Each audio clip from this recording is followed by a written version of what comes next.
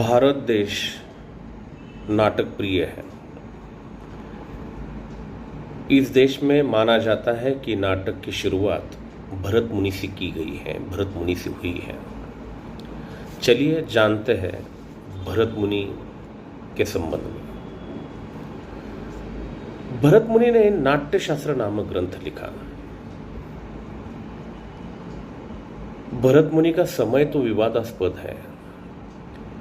इन्हें ईसा पूर्व 400 से लेकर ईसा परांत 200 साल तक का इनका समय बताया जाता है।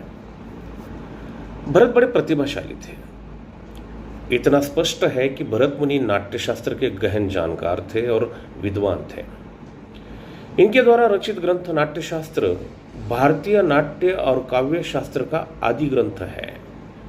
इसमें सर्वप्रथम रस सिद्धांत की चर्चा की गई है तथा इसमें प्रसिद्ध सूत्र जो है भरत के नाट्यशास्त्र में विभावानुभाव संचारी भाव संयोग रस निष्पत्ति, इस सूत्र की स्थापना की गई है। इसमें नाट्यशास्त्र, संगीत शास्त्र, छंद शास्त्र, अलंकार, रस आदि सभी का सांगोपांग प्रतिपादन किया गया है। कहा गया है कि भरत मुनि रचित प्रथम नाटक का अभिनय, जिसका कथानक देव और असुरों के संघर्ष पर रचित किया गया था। देवों की विजय के बाद इंद्र की सभा में इसका मंचन हुआ था। आचार्य भरत मुनि ने अपने नाट्यशास्त्र की उत्पत्ति ब्रह्मा से मानी है, क्योंकि शंकर ने ब्रह्मा को तथा ब्रह्मा ने अन्य ऋषियों को काव्यशास्त्र का उपदेश किया था।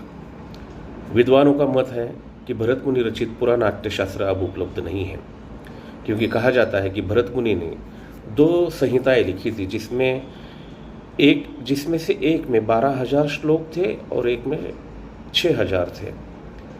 6,000 श्लोक की यानी षट सहस्र संहिता आज उपलब्ध है, जिसे हम रेफर करते हैं।